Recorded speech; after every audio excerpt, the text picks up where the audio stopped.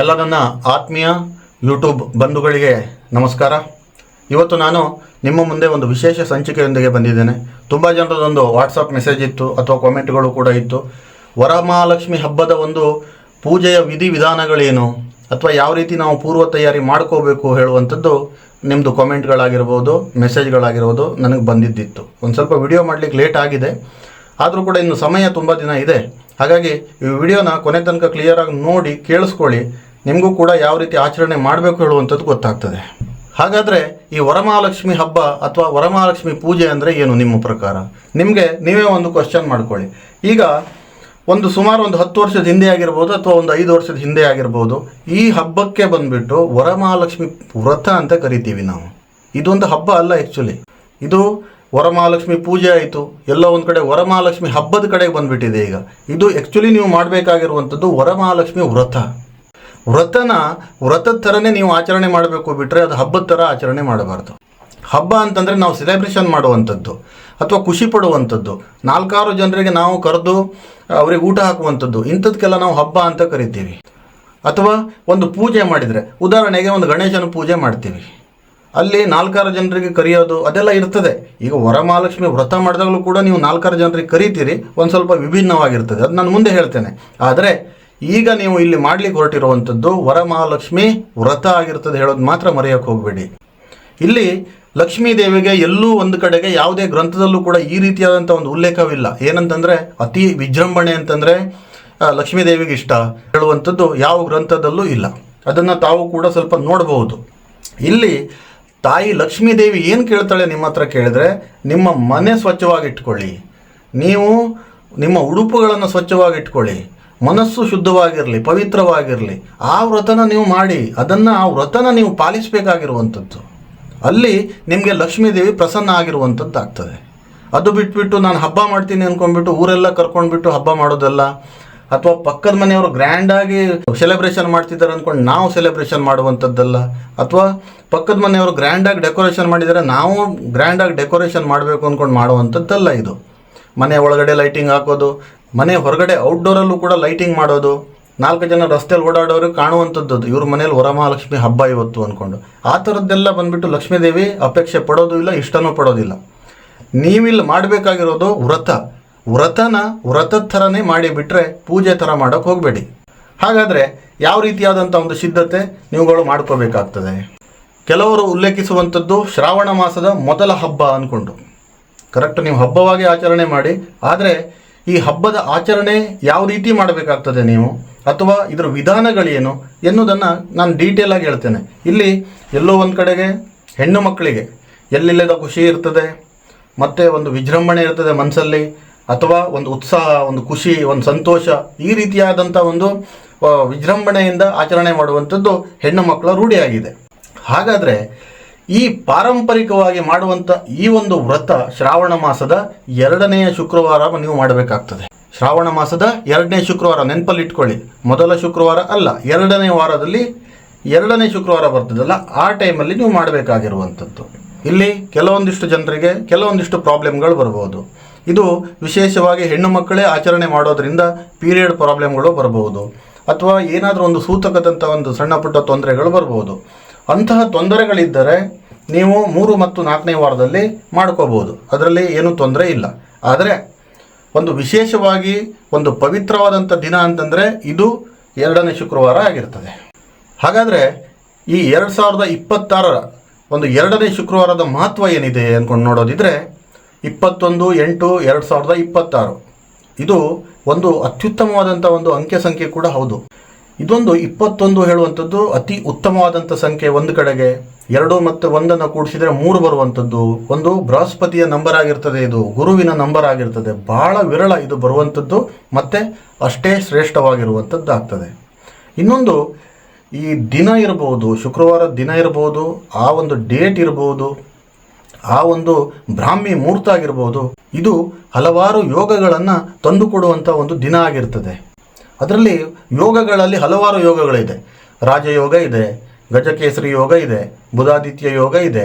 ಆ ರೀತಿಯಾದಂಥ ಹಲವಾರು ಯೋಗಗಳಲ್ಲಿ ಇದು ಒಂದು ರಾಜಯೋಗ ಕೊಡುವಂಥ ದಿನ ಆಗಿರ್ತದೆ. ಹಾಗಾದರೆ ವರಮಹಾಲಕ್ಷ್ಮಿ ಪೂಜೆಯ ಆಚರಣೆ ನೀವು ಹೇಗೆ ಮಾಡಬೇಕು, ಯಾವ ರೀತಿ ನೀವು ಸಿದ್ಧತೆ ಮಾಡ್ಕೋಬೇಕು ಅಂದ್ಕೊಂಡು ನೋಡೋದಿದ್ರೆ, ಪ್ರಥಮವಾಗಿ ನಿಮಗೆ ಬೇಕಾಗಿರುವಂಥದ್ದು ಒಂದು ಮೂರ್ತಿ. ನಿಮ್ಮ ಆರ್ಥಿಕ ಮಟ್ಟದ ಅನುಸಾರವಾಗಿ ನೀವು ಮಾಡುವಂಥದ್ದು ಇರ್ತದೆ. ನಾನು ಆವಾಗಲೇ ಹೇಳಿದೆ, ಇಲ್ಲಿ ವಿಜೃಂಭಣೆ ಬೇಡ, ಆಡಂಬರ ಬೇಡ ಅಂದ್ಕೊಂಡು. ಇಲ್ಲಿ ನಿಮ್ಮ ಭಕ್ತಿ ತುಂಬ ಮುಖ್ಯವಾಗ್ತದೆ. ಇನ್ನು ತಾಯಿ ಮಹಾಲಕ್ಷ್ಮಿಗೆ ಯಾವ ರೀತಿಯಾದಂಥ ಸಾರಿ ನಾವು ತರಬೇಕು, ಅದು ಕಾಟನ್ದಾಗಿರ್ಬೇಕಾ, ರೇಷ್ಮೆದೇ ಆಗಿರಬೇಕಾ, ಅಥವಾ ಯಾವ ರೀತಿದಿರಬೇಕು ಅಂದ್ಕೊಂಡು ನೀವು ಕೇಳ್ಬೋದು. ಇಲ್ಲಿ ಅದು ಕಾಟನ್ ಆದರೂ ಆಗಿರ್ಬೋದು, ರೇಷ್ಮೆದಾದರೂ ಪರವಾಗಿಲ್ಲ. ಅದು ನಿಮ್ಮ ಆರ್ಥಿಕ ಮಟ್ಟಕ್ಕೆ ನಿಮಗೆ ಅನುಗುಣವಾಗಿ ನೀವು ತೊಗೊಂಬನ್ನಿ. ಅದರಲ್ಲಿ ದೇವ್ರದ್ದು ಏನೋ ಅಭಿಪ್ರಾಯ ಇರೋದಿಲ್ಲ, ಆಯಿತಾ. ಜೊತೆಗೆ ಬಣ್ಣದ ಬಳೆಗಳು, ಅರಿಶಿನ ಕುಂಕುಮ ಮತ್ತು ಸಿಂಧೂರ ಇದೆಲ್ಲ ತರುವಂಥದ್ದು ಅತಿ ಶ್ರೇಷ್ಠವಾಗಿರುವಂಥದ್ದು. ಅದೇ ರೀತಿಯಾಗಿ ಈಗೆಲ್ಲ ನಾವು ಮೂರ್ತಿ ಸ್ಥಾಪನೆ ಮಾಡ್ತಾ ಇದ್ದೀವಿ, ಮೂರ್ತಿ ಪಕ್ಕದಲ್ಲಿ ಕಳಶನೂ ಬೇಕಾಗ್ತದೆ. ಕಳಶ ಅತಿ ಶ್ರೇಷ್ಠವಾದಂಥದ್ದು ಮತ್ತು ನೀವು ಮಾಡುವಂಥ ಒಂದು ವ್ರತಕ್ಕೆ ಅತಿ ಪವಿತ್ರತೆಯನ್ನು ತಂದುಕೊಡುವಂಥದ್ದಾಗ್ತದೆ. ಹಾಗಾದರೆ ಈ ಕಳಶ ಹೇಗೆ ಸ್ಥಾಪನೆ ಮಾಡಬೇಕು, ವಿಶೇಷವಾಗಿ ಕೆಲವೊಂದಿಷ್ಟು ಎಚ್ಚರಿಕೆಗಳು ಕೂಡ ತಾವು ವಹಿಸಬೇಕಾಗ್ತದೆ. ಕಳಶ ಸ್ಥಾಪನೆ ಮಾಡಬೇಕಾದ್ರೆ ನೀವು ಗಂತಿಗೆ ಅಂಗಡಿಯಿಂದ ತಂದ ಮೇಲೆ ಅದನ್ನು ಒಂದು ಸಾರಿ ನೀವು ಬಂದುಬಿಟ್ಟು ಅದನ್ನು ವಾಶ್ ಮಾಡಬೇಕು, ತೊಳಿಬೇಕಾಗ್ತದೆ. ಸೀರೆ ಆಗಿರ್ಬೋದು ಅಥವಾ ಯಾವುದೇ ಒಂದು ಶಾಲ್ ಆಗಿರ್ಬೋದು, ನೀವು ತಂದಿರುವಂಥದ್ದು ಒಂದು ಸಾರಿ ನಿಮ್ಮ ಒಂದು ಪವಿತ್ರವಾದಂಥ ಒಂದು ಸ್ವಚ್ಛವಾದ ನೀರಲ್ಲಿ ಅದು ತೊಳೆದು ಒಂದು ಸರಿ ಒಣಗಿಸಿ, ಅದಾಗಿದ ಮೇಲೆ ನೀವು ಐರನ್ ಬೇಕಾದರೂ ಮಾಡ್ಕೋಬಹುದು, ಆಯಿತಾ. ಹಾಗಾದರೆ ಈ ಕಳಶದಲ್ಲಿ ಏನೆಲ್ಲ ವಸ್ತುಗಳು ತಾವು ಇಡಬೇಕು ಅಂದ್ಕೊಂಡು ಕೇಳಿದರೆ, ಒಂದು ತಾಮ್ರದ ಬಿಂದಿಗೆ ಆದರೂ ಕೂಡ ಪರವಾಗಿಲ್ಲ, ಇಲ್ಲ ಸ್ಟೀಲಿಂದಾದರೂ ಪರವಾಗಿಲ್ಲ, ಅಥವಾ ನಿಮ್ಮ ಹತ್ರ ಇದ್ದರೆ ಬೆಳ್ಳಿದಾದರೂ ಪರವಾಗಿಲ್ಲ. ಎಲ್ಲವೂ ಶ್ರೇಷ್ಠನೇ. ತಾಮ್ರನೂ ಶ್ರೇಷ್ಠವಾಗಿರುವಂಥದ್ದೇ, ಬೆಳ್ಳಿನೂ ಶ್ರೇಷ್ಠವಾಗಿರುವಂಥದ್ದೇ, ಚಿನ್ನನೂ ಶ್ರೇಷ್ಠವಾಗಿರುವಂಥದ್ದೇ. ಸ್ಟೀಲ್ದಾದರೂ ಪರವಾಗಿಲ್ಲ, ಆಯಿತಾ. ನೀವು ಮಾಡುವಂಥ ಭಕ್ತಿ ಮೇಲೆ ದೇವರು ನಿರ್ಧಾರ ಮಾಡುವಂಥದ್ದಾಗ್ತದೆ. ಇನ್ನು ಈ ಬಿಂದಿಗೆಯ ಒಳಗೆ ಏನೇನೆಲ್ಲ ಇಡಬೇಕು, ಒಂದು ಕಳಶ ಸ್ಥಾಪನೆ ಮಾಡಬೇಕಾದ್ರೆ ಆ ಬಿಂದಿಗೆಯ ಒಳಗೆ, ಆ ತಂಬಿಗೆಯ ಒಳಗೆ ನಾವು ಏನೇನೆಲ್ಲ ಇಡಬೇಕು ಹೇಳುವಂಥದ್ದು ಪ್ರಮುಖ ಪಾತ್ರ ವಹಿಸ್ತದೆ. ಒಂದು ನಾವು ಕಳಶ ಸ್ಥಾಪನೆ ಮಾಡುವಂಥದ್ದು ದೊಡ್ಡ ವಿಚಾರ ಅಲ್ಲ, ಕಳಶ ಸ್ಥಾಪನೆ ಹೇಗೆ ಮಾಡಬೇಕು ಹೇಳುವಂಥದ್ದು ಒಂದು ವಿಚಾರವಾಗಿರ್ತದೆ. ಹಾಗಾದರೆ ಈ ಬಿಂದಿಗೆಯ ಒಳಗೆ ಏನು ಇಡಬೇಕು ಅಂದ್ಕೊಂಡು ಕೇಳಿದರೆ, ಚಿನ್ನ ಇಡಬೇಕು. ಒಂದು ನಿಮ್ಮ ಹತ್ರ ಚಿನ್ನದ ನಾಣ್ಯ ಇದ್ರೂ ಪರವಾಗಿಲ್ಲ, ಅಥವಾ ಯಾವುದಾದ್ರೂ ನಿಮ್ಮ ಹತ್ರ ಯಾವುದಾದ್ರು ರಿಂಗ್ ಇದ್ರೂ ಪರವಾಗಿಲ್ಲ, ಅದನ್ನು ತೊಳೆದು ಬಿಟ್ಟು ಅದರೊಳಗಡೆ ಹಾಕುವಂಥದ್ದು. ಲಾವಂಚದ ಬೇರು, ಅದಾದಮೇಲೆ ಪಂಚಗವ್ಯ, ಏನು ಗೋಮೂತ್ರದಿಂದ ನಾವೇನು ಮಾಡ್ತೀವಲ್ಲ ಪಂಚಗವ್ಯ, ಅದನ್ನು ಸ್ವಲ್ಪ ಹಾಕಿ 1-2 ಡ್ರಾಪು.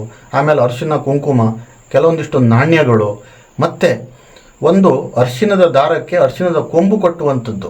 ಅದು ತಂಬಿಗೆಯ ಕುತ್ತಿಗೆಯ ಭಾಗದಲ್ಲಿ ನೀವು ಕಟ್ಟಬೇಕಾಗ್ತದೆ, ಆಯಿತಾ. ಜೊತೆಗೆ ಇದೆಲ್ಲ ಹಾಕಾಗಿದ್ದ ಮೇಲೆ ಅರಿಶಿನ ಕುಂಕುಮ ನಾಣ್ಯಗಳು ಮತ್ತು ಲಾವಂಚದ ಬೇರು ಇದ್ದರೆ ಸಿಕ್ಕಿದರೆ, ಚಿನ್ನ ಅಂತೂ ಇದ್ದೇ ಇರ್ತದೆ ಮನೇಲಿ, ಅದು ಸ್ವಲ್ಪ ಹಾಕಿ, ಮತ್ತು ಪಂಚಗವ್ಯ ಒಂದು ಸ್ವಲ್ಪ ಹಾಕಿ, ಅದೆಲ್ಲ ಬಂದುಬಿಟ್ಟು ನಿಮಗೆ ಗ್ರಂಥಿಗೆ ಅಂಗಡಿಯಲ್ಲಿ ಸಿಗ್ತದೆ. ಇನ್ನು ಆ ತಂಬಿಗೆಯ ತುಂಬ ನೀರು ಹಾಕಬೇಕು. ಅದರ ಮೇಲ್ಗಡೆಗೆ ಮಾವಿನ ಎಲೆಗಳನ್ನು ಇಡಬೇಕು. ನಮ್ಮ ಕಡೆ ಭಾಷೆಯಲ್ಲಿ ನಾವು ಮಾವಿನ ಟೊಂಕೆ ಅಂತ ಹೇಳ್ತೀವಿ. ಒಂದು ಮಾವಿನ ಟೊಂಕೆಯನ್ನು ಇಟ್ಟು ಅದರ ಮೇಲೆ ಜುಟ್ಟಿರುವಂಥ ಒಂದು ತೆಂಗಿನಕಾಯಿಯನ್ನು ಇಡಬೇಕು, ಅರ್ಥ ಆಯ್ತಾ. ಜುಟ್ಟಿಡುವಂಥ ಒಂದು ತೆಂಗಿನಕಾಯಿ ಮೇಲ್ಗಡೆಯಿಂದ ಇಟ್ಟು ಅದರ ಪಕ್ಕದಲ್ಲಿ ಬಂದುಬಿಟ್ಟು ಒಂದು ವೀಳ್ಯದೆಲೆ ಇಡುವಂಥದ್ದು ಅತಿ ಶ್ರೇಷ್ಠವಾಗಿರುವಂಥದ್ದು. ವೀಳ್ಯದೆಲೆಯಲ್ಲಿ ಒಂದು ಅಡಿಕೆ ಇಡಬೇಕು, ಒಂದು ನಾಣ್ಯ ಇರಬೇಕು, ಒಂದಿಷ್ಟು ಅಕ್ಕಿ ಕಾಳನ್ನು ಹಾಕಿ. ಕೆಲವೊಬ್ಬರಿಗೆ ಇನ್ನೊಂದು ವಿಚಾರ, ಕೆಲವೊಬ್ಬರಿಗೆ ಈ ವೀಳ್ಯದೆಲೆ ಯಾಕೆ ನಾವು ತೆಗೆದಿಡ್ತೇವೆ ಹೇಳುವಂಥದ್ದು ತುಂಬ ಜನರಿಗೆ ಗೊತ್ತಿಲ್ಲ. ಇವತ್ತು ನಾನು ಹೇಳ್ತೀನಿ ಕೇಳ್ಕೊಳ್ಳಿ. ವೀಳ್ಯದೆಲೆ ನಾವು ತೆಗೆದಿಡುವಂಥದ್ದು ನಾವು ದೇವರಿಗೆ ತಪ್ಪು ಕೊಡುವಂಥದ್ದು ಅಂತ ಅರ್ಥ.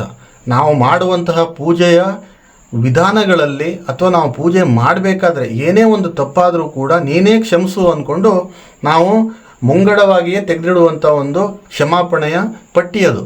ವೀಳ್ಯದೆಲೆ ಮುಖಾಂತರ ನಾವು ಅರ್ಪಿಸುವಂಥದ್ದಾಗ್ತದೆ. ಅರ್ಥ ಆಯಿತು ಅಂದ್ಕೊಂಡಿದ್ದೀನಿ. ಅದು ಆಗಿದ ನಂತರ ಕಲಶ ಅಂತೂ ನಿಮ್ಮದು ರೆಡಿಯಾಗಿರ್ತದೆ, ದೇವರ ಮೂರ್ತಿ ಇರ್ತದೆ ನಿಮ್ಮ ಹತ್ರ. ಆ ದೇವರ ಮೂರ್ತಿಗೆ ನೀವು ಅದರ ಪಕ್ಕದಲ್ಲೇ ಕುಳಿಸ್ಬೇಕು. ಒಂದು ರೈಟ್ ಸೈಡಲ್ಲಿ ಕುಳಿಸುವಂಥದ್ದು, ರೈಟ್ ಸೈಡಲ್ಲಿ ಕುಳಿಸಿ, ಮತ್ತು ಅದಕ್ಕೆ ನೀವು ತಂದಿರುವಂಥ ಸೀರೆಗಳು ಮತ್ತು ಬಂಗಾರದ್ದಾಗಿರ್ಬೋದು, ಕೆಲವೊಂದಿಷ್ಟು ಚೈನ್ ಹಾಕುವಂಥದ್ದು ಮಾಡ್ತಾರೆ, ಕೆಲವೊಬ್ಬರು ನೆಕ್ಲೆಸ್ಗಳನ್ನು ಹಾಕುವಂಥದ್ದು ಮಾಡ್ತಾರೆ, ಅಥವಾ ಕೆಲವೊಂದಿಷ್ಟು ಜನ ಆರ್ಟಿಫಿಷಿಯಲ್ ಎಲ್ಲ ತರುವಂಥದ್ದು ಕೂಡ ಇದೆ. ಅದೆಲ್ಲ ತಂದಿರೋದು ಸ್ವಲ್ಪ ಸ್ವಚ್ಛವಾಗಿ ಒಂದು ಸ್ವಲ್ಪ ಈ ಗೋಮಯ ಅನ್ನುವಂಥದ್ದು ಪಂಚಗವ್ಯನ್ನು ಸ್ವಲ್ಪ ಒಂದು ಚೂರು ಸಿಂಪಡಣೆ ಮಾಡಿಬಿಟ್ಟು ದೇವರ ಮೂರ್ತಿಗೆ ಹಾಕಿ ಶುದ್ಧತೆ ಮಾಡುವಂಥದ್ದು ಅತಿ ಶ್ರೇಷ್ಠ ಮತ್ತು ಅತಿ ಸೂಕ್ತವಾಗಿರುವಂಥದ್ದು. ಇನ್ನು ತುಂಬ ಜನ ಕೇಳಬಹುದು, ಇದೆಲ್ಲ ಎಲ್ಲಿ ಸಿಗ್ತದೆ ಅಂದ್ಕೊಂಡು. ಒಂದು ನಿಮಗೆ ಗ್ರಂಥಿಗೆ ಅಂಗಡಿಗಳಲ್ಲಿ ಸಿಗ್ತದೆ, ಇಲ್ಲ ಅಂತಂದರೆ ನಾವು ನಮ್ಮ ಈ ವಿಡಿಯೋದಲ್ಲಿ ಕೆಲವೊಂದಿಷ್ಟು ಪ್ರಾಡಕ್ಟ್ಗಳನ್ನು ನಾವು ಟ್ಯಾಗ್ ಮಾಡಿಟ್ಟಿದ್ದೀವಿ. ವರಮಹಾಲಕ್ಷ್ಮಿ ಹಬ್ಬಕ್ಕೆ ಸಂಬಂಧಪಟ್ಟಿರುವಂಥದ್ದು ಬೆಲೆನೂ ಕೂಡ ಕಮ್ಮಿನೇ ಇದೆ ಆನ್ಲೈನಲ್ಲಿ. ನೀವು ಅದನ್ನು ನೋಡಿ ಪರ್ಚೇಸ್ ಮಾಡ್ಕೋಬೋದು, ಕೊಂಡ್ಕೋಬೋದು. ಈಗ ಕಲಶ ಸ್ಥಾಪನೆ ಆಯಿತು, ಮೂರ್ತಿ ಸ್ಥಾಪನೆ ಕೂಡ ಆಯಿತು. ಯಾವ ರೀತಿ ಮಾಡಬೇಕು ಅಂದ್ಕೊಂಡು ಕೂಡ ನಾನು ಹೇಳಿದ್ದೇನೆ. ಯಾವ ರೀತಿಯಾದಂಥ ಒಂದು ಸ್ವಚ್ಛತೆ, ಶುದ್ಧತೆ ನೀವು ಅನುಸರಿಸ್ಕೋಬೇಕು ಅಂದ್ಕೊಂಡು ನಾನು ಹೇಳಿದ್ದೀನಿ. ಇನ್ನು ಮುಂದೆ ಬರುವಂಥದ್ದು ನೈವೇದ್ಯ ಪ್ರಸಾದ. ನೈವೇದ್ಯ ರೆಡಿ ಮಾಡಬೇಕಲ್ವಾ? ಮಹಾಲಕ್ಷ್ಮೀ ದೇವಿಗೆ ಯಾವ ನೈವೇದ್ಯ ಅತಿ ಶ್ರೇಷ್ಠವಾಗಿರುವಂಥದ್ದು, ಅಥವಾ ಯಾವ ನೈವೇದ್ಯವನ್ನು ತಾಯಿ ಮಹಾಲಕ್ಷ್ಮಿ ಇಷ್ಟಪಡ್ತಾಳೆ ಅಂದ್ಕೊಂಡು ನೋಡೋದಿದ್ರೆ ಸಜ್ಜಿಗೆ ಅಂದ್ಕೊಂಡು ಬರ್ತದೆ. ಸಜ್ಜಿಗೆ ನಾವು ಸಾಮಾನ್ಯವಾಗಿ ಈ ಕರಾವಳಿಯ ಭಾಗದಲ್ಲಿ ಸತ್ಯನಾರಾಯಣ ಕಥೆಗೂ ಕೂಡ ಅದನ್ನು ಯೂಸ್ ಮಾಡ್ತೇವೆ, ಕೆಲವೊಂದಿಷ್ಟು ಭಾಗದಲ್ಲಿ. ಇದಕ್ಕೆ ಬೇಕಾಗಿರುವಂಥದ್ದು ರವೆ, ಗೋಧಿ ರವೆ ಬೇಕಾಗ್ತದೆ, ಸಕ್ಕರೆ, ತುಪ್ಪ, ಕೆಲವೊಂದಿಷ್ಟು ಡ್ರೈ ಫ್ರೂಟ್ಸ್ಗಳು, ಹಾಲು, ಜೊತೆಗೆ ಜೇನುತುಪ್ಪ ಉಪಯೋಗ ಮಾಡಿಬಿಟ್ಟು ಇದು ಮಾಡಿದರೆ ತುಂಬ ಒಳ್ಳೆಯದಾದಂಥ ಒಂದು ಪ್ರಸಾದ ಆಗ್ತದೆ.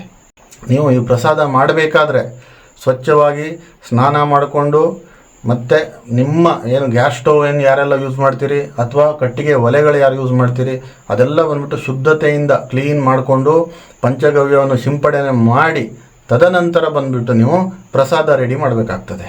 ಹಾಗಾಗಿ ಅದನ್ನು ಬಿಟ್ಟು ಬೇರೆ ಬೇರೆ ಪ್ರಸಾದಗಳನ್ನು ನೀವು ಮಾಡುವಂಥವ್ರು ಇರ್ತೀರ. ಬೇರೆ ಬೇರೆ ಏನು ಅಂದ್ಕೊಂಡು ಕೇಳಿದರೆ, ಒಂದು ಕಲ್ಲು ಸಕ್ಕರೆ ಇರ್ಬೋದು, ಅಥವಾ ಡ್ರೈ ಫ್ರೂಟ್ಸ್ ಇರ್ಬೋದು, ಅಥವಾ ಹಲವಾರು ರೀತಿಯಾದಂಥ ಹಣ್ಣು ಹಂಪಲುಗಳು ಕಟ್ ಮಾಡಿಬಿಟ್ಟು ನೈವೇದ್ಯ ನೀವು ಮಾಡಬಹುದು. ಅದೆಲ್ಲ ಬಂದ್ಬಿಟ್ಟು ನಿಮ್ಮ ಆರ್ಥಿಕ ಸ್ಥಿತಿಗೆ ಹೇಗೆ ಹೊಂದ್ಕೊಳ್ತದೋ ಹಾಗೆ ಮಾಡ್ಕೊಂಡು ಹೋಗ್ಬೋದು. ಹಾಗಾಗಿ ನಾನು ಹೇಳ್ತಿರುವಂಥದ್ದು ಇಷ್ಟನ್ನು ಕೂಡ ನಿಯಮಬದ್ಧವಾಗಿ ಪಾಲನೆ ಮಾಡಿ. ಹಾಗಾದರೆ ನೀವು ಕೇಳ್ಬೋದು, ಪೂಜೆಯ ಸಮಯ ಯಾವುದು ಸರ್ ಅಂದ್ಕೊಂಡು. ಈ 2026 21ನೇ ತಾರೀಕು ಆಗಸ್ಟ್ ತುಂಬ ಜನರು ಸಾಯಂಕಾಲ ಪೂಜೆ ಮಾಡೋರು ಇದ್ದಾರೆ. ತುಂಬ ಜನ ಬೆಳಗ್ಗೆ ಒಂದು ಬ್ರಾಹ್ಮಿ ಮುಹೂರ್ತದಲ್ಲಿ ಪೂಜೆ ಮಾಡುವಂಥವ್ರು ಇದ್ದಾರೆ. ಬ್ರಾಹ್ಮಿ ಮುಹೂರ್ತದಲ್ಲಿ ಪೂಜೆ ಮಾಡುವಂಥವ್ರು ಇದ್ದರೆ 4:30ಯಿಂದ 5:30 ಗಂಟೆ ಒಳಗಡೆಗೆ ಪೂಜೆಯನ್ನು ಮುಗಿಸ್ಬಿಡಬೇಕು. ಅದು ಬಹಳ ಚೆನ್ನಾಗಿದೆ. ಮತ್ತು ಲಗ್ನವೂ ಕೂಡ ಅಷ್ಟೇ ಚೆನ್ನಾಗಿರುವಂಥದ್ದು. ಈ ಸಮಯದಲ್ಲಿ ಸಾಯಂಕಾಲ ತಾವು ಗೋಧಳ್ಳಿ ಮುಹೂರ್ತದಲ್ಲಿ ಪೂಜೆ ಮಾಡ್ಬೋದು. 6 ಗಂಟೆಯ ನಂತರದಲ್ಲಿ ತಾವು ಪೂಜೆ ಮಾಡ್ಬೋದು. ಪೂಜೆ ಮಾಡಿದರೆ ಅದಕ್ಕೆ ಒಂದು ಸೀಮಿತವಾದಂಥ ಲಗ್ನ ಹೇಳುವಂಥದ್ದು ನಿಮಗೆ ಸಿಗೋದಿಲ್ಲ. ಅದೇ ನೀವು ಗೋಧಳ್ಳಿ ಮುಹೂರ್ತದಲ್ಲಿ ಮಾಡ್ತೀರಾ ಅಂದ್ಕೊಂಡಂದರೆ ಖಂಡಿತವಾಗ್ಲೂ ಕೂಡ 4:30ಯಿಂದ 5:30 ಅಥವಾ 5:45 ಒಳಗಡೆಗೆ ಮಾಡಿ ಮುಗಿಸ್ಬೋದು. ಇನ್ನೊಂದು ಈ ವಿಚಾರ ತಾವು ತಿಳ್ಕೊಬೇಕು, ಇಷ್ಟೆಲ್ಲ ಖರ್ಚು ಮಾಡಿಬಿಟ್ಟು ಇಷ್ಟೆಲ್ಲ ಜನರಿಗೆ ನೀವು ಇನ್ವೈಟ್ ಮಾಡಿಬಿಟ್ಟು ಮಾಡುವಂಥ ಈ ಪೂಜೆನಲ್ಲಿ ಒಂದು ದಿನ ರಜೆ ತಗೊಂಡು ಮಾಡಿದರೂ ಕೂಡ ತುಂಬ ಒಳ್ಳೆಯದು ಅಂದ್ಕೊಂಡು ಹೇಳುವಂಥದ್ದು ನನ್ನ ಭಾವನೆ. ಯಾಕಂತಂದರೆ ಅತಿ ಉತ್ತಮವಾಗಿರುವಂಥದ್ದು ಈ ಬ್ರಾಹ್ಮಿ ಮುಹೂರ್ತ ಹೇಳುವಂಥದ್ದು ಈ ವರ್ಷದಲ್ಲಿ ಅತಿ ಉತ್ತಮವಾಗಿರುವಂಥದ್ದು. ಒಂದು ರಾಜಯೋಗ ಕೂಡ ನಿಮಗೆ ಬರುವಂಥದ್ದು ಕೂಡ ಆಗ್ತದೆ. ಇನ್ನು ಇದೊಂದು ನಿಮಗೆ ಎಚ್ಚರಿಕೆಯ ಗಂಟೆ. ಇದನ್ನು ತುಂಬ ಜನ ಪಾಲನೆ ಮಾಡೋದಿಲ್ಲ. ಈಗ ನೀವು ಒಂದು ಕಲಶ ಸ್ಥಾಪನೆ ಮಾಡಿರ್ತೀರಿ, ಒಂದು ಮೂರ್ತಿಯಲ್ಲಿ ಸ್ಥಾಪನೆ ಮಾಡಿರ್ತೀರಿ, ಅತಿ ಶುದ್ಧತೆಯಿಂದ ಪೂಜೆ ಪುನಸ್ಕಾರಗಳೆಲ್ಲ ಮುಗಿಸಿರ್ತೀರ. ನೀವು ಕೆಲವೊಂದಿಷ್ಟು ಗೆಸ್ಟ್ಗಳಿಗೆ ಇನ್ವೈಟ್ ಮಾಡಿರ್ತೀರಿ, ಫ್ರೆಂಡ್ಸ್ಗಳಿಗೆ ಇನ್ವೈಟ್ ಮಾಡಿರ್ತೀರಿ. ಖಂಡಿತವಾಗ್ಲೂ ಕೂಡ ಇದನ್ನು ಮಾತ್ರ ನೀವು ಪಾಲನೆ ಮಾಡಲೇಬೇಕಾಗ್ತದೆ. ಅದೇನಪ್ಪ ಅಂತಂದರೆ, ಯಾರೂ ಕೂಡ ಆ ಮೂರ್ತಿಯನ್ನಾಗಿರಲಿ ಅಥವಾ ಕಳಶವನ್ನಾಗಲಿ ಮುಟ್ಟಿಬಿಟ್ಟು ಅಲ್ಲಿ ಅರಿಶಿಣ ಕುಂಕುಮ ಹಾಕುವಂಥದ್ದು ಮಾಡೋಕ್ಕೆ ಬಿಡಬೇಡಿ. ಯಾಕೆ ಗೊತ್ತಾ? ಅವರು ಹೊರಗಡೆಯಿಂದ ಬಂದಿರ್ತಾರೆ. ಅವ್ರ ಮನೆಯಲ್ಲಿ ಯಾವ ರೀತಿ ವಾತಾವರಣ ಇರ್ತದೋ ನಿಮಗೆ ಗೊತ್ತಿರೋದಿಲ್ಲ, ಅಥವಾ ನಿಮ್ಮ ಫ್ರೆಂಡ್ಸ್ಗಳ ಮನೆಯಲ್ಲಿ ಯಾವ ರೀತಿ ವಾತಾವರಣ ಇರ್ತದೋ ಗೊತ್ತಿಲ್ಲ, ಅಥವಾ ಯಾರ್ಯಾರ ಜನರ ಜೊತೆಗೆ ಅವರು ಮಾತಾಡಿಸ್ಕೊಂಡು ಕೈ ಮಿಲಾಯಿಸ್ಕೊಂಡು ಬಂದವರು ಇರ್ತಾರೋ ಗೊತ್ತಿಲ್ಲ. ಅದೆಲ್ಲ ಬಂದ್ಬಿಟ್ಟು ಇದ್ರ ಮೇಲೆ ಅದು ಪರಿಣಾಮ ಬೀರಬಾರ್ದು, ನಿಮ್ಮ ವ್ರತದ ಮೇಲೆ ಪರಿಣಾಮ ಬೀರಬಾರ್ದು. ಹಾಗಾಗಿ ಯಾರೇ ಬರಲಿ ಅದಕ್ಕೇನು ಸಂಕೋಚ ಬೇಡ, ಮೇಲಿನಿಂದನೇ ಅರಿಶಿನ ಕುಂಕುಮ ಹಾಕೋದಕ್ಕೆ ಹೇಳಿ. ಇದು ಬಹಳ ತಪ್ಪು ನಡೀತಾ ಇರುವಂಥದ್ದು ನಾನು ನೋಡಿದ ಮಟ್ಟಿಗೆ. ಮುಟ್ಟಿ ನೀವು ಅರಿಶಿನ ಕುಂಕುಮ ಹಾಕಿದರೆ ಮಾತ್ರ ದೇವಿಗೆ ಸಮರ್ಪಣೆ ಆಗ್ತದೆ ಹೇಳುವಂಥದ್ದು ಭಾವನೆ ಸುಳ್ಳೋದು. ನೀವು ಮೇಲ್ಗಡೆಯಿಂದ ಹಾಕಿದರೂ ಕೂಡ ಆ ತಾಯಿಗೆ ತೃಪ್ತಿ ಆಗ್ತದೆ, ಅದರ ಬಗ್ಗೆ ಏನೂ ವರಿ ಮಾಡಿಕೊಳ್ಳುವಂಥದ್ದಿಲ್ಲ. ಹಾಗಾದರೆ ನೀವು ಕೇಳ್ಬೋದು, ಈ ಪೂಜೆಯಿಂದ ಈ ವರ್ಷದ ಫಲಗಳೇನಪ್ಪ ಅಂದ್ಕೊಂಡು. ಯಾರಿಗೆಲ್ಲ ಮದುವೆ ಆಗಲಿಲ್ಲ ಒಂದು ಕಂಕಣ ಭಾಗ್ಯ ಆಗುವಂಥದ್ದು, ಮತ್ತು ನಿಮ್ಮ ಮಕ್ಕಳಿಗೆ ಯಾರಿಗಾದರೂ ಒಂದು ವಿದ್ಯಾಭ್ಯಾಸದಲ್ಲಿ ತೊಂದರೆ ಇದ್ದರೆ ಅವರಿಗೊಂದು ಒಳ್ಳೆಯದಾಗುವಂಥದ್ದು, ನಿಮ್ಮ ಮನೆಯಲ್ಲಿ ಒಂದು ಸ್ವಲ್ಪ ಬಡತನ ಕಾಡ್ತಾ ಇದ್ದರೆ ಒಂದು ಸಿರಿತನ ಬರುವಂಥದ್ದಾಗ್ತದೆ. ಇನ್ನೊಂದು, ನಿಮ್ಮ ಯಜಮಾನರು ನಿಮ್ಮ ಸಂಗಾತಿಯಾದವರಿಗೆ ಕೆಲಸದ ತೊಂದರೆ ಇದ್ದರೆ ಅಥವಾ ನಿಮಗೂ ಏನಾದರೂ ಕೆಲಸದ ತೊಂದರೆ ಇದ್ದರೆ ಒಂದು ಕೆಲಸ ಸಿಗುವಂಥದ್ದಾಗ್ತದೆ, ಒಂದು ಉದ್ಯೋಗದಲ್ಲಿ ಏಳಿಗೆ ಹೇಳುವಂಥದ್ದಾಗ್ತದೆ, ನೀವು ಮಾಡತಕ್ಕಂಥ ಬಿಸ್ನೆಸ್ಸಲ್ಲಿ ಏಳಿಗೆ ಹೇಳುವಂಥದ್ದಾಗ್ತದೆ. ಮತ್ತು ನೀವು ಏನೆಲ್ಲ ಮುಂದೆ ಕೆಲವೊಂದಿಷ್ಟು ಯೋಚನೆಗಳು ಇಟ್ಕೊಂಡಿದ್ದೀರೋ ಅದೆಲ್ಲ ಬಂದುಬಿಟ್ಟು ಪೂರೈಕೆ ಆಗುವಂಥದ್ದು ಕೂಡ ಈ ತಾಯಿಯಿಂದ ಆಗ್ತದೆ. ಹಾಗಾಗಿ ಈ ವರಮಹಾಲಕ್ಷ್ಮಿ ವ್ರತ ಹೇಳುವಂಥದ್ದು ಏನಿದೆಯಲ್ಲ, ಇದು ತುಂಬಾ ಪವಿತ್ರವಾದಂಥದ್ದು. ಅಷ್ಟೇ ಒಂದು ಸೂಕ್ಷ್ಮವಾಗಿ ಶುದ್ಧತೆಯಿಂದ ಮಾಡಿ ಖಂಡಿತವಾಗ್ಲೂ ಕೂಡ ಈ ತಾಯಿ ನಿಮಗೆ ಆಶೀರ್ವಾದ ಮಾಡುವಂಥದ್ದು ಮಾಡ್ತಾಳೆ. ಇನ್ನು ಬರುವಂತಹ 21ನೇ ತಾರೀಕು ಆಗಸ್ಟ್ ಏನಿದೆ, ನೀವು ಮಾಡುತ್ತಿರುವಂತಹ ಈ ಮಹಾಲಕ್ಷ್ಮಿ ವ್ರತ ಏನಿದೆಯಲ್ಲ, ನಿಮಗೆ ಅದನ್ನು ಒಳ್ಳೆಯ ಫಲವನ್ನು ತಂದುಕೊಡಲಿ, ಎಲ್ರಿಗೂ ಒಳ್ಳೆಯದಾಗಲಿ ಅಂತ ಹೇಳ್ತಾ ಮತ್ತೊಮ್ಮೆ ಎಲ್ರಿಗೂ ನಮಸ್ಕಾರ. ಸರ್ವೇ ಜನಃ ಸುಖಿನೋ ಭವಂತು.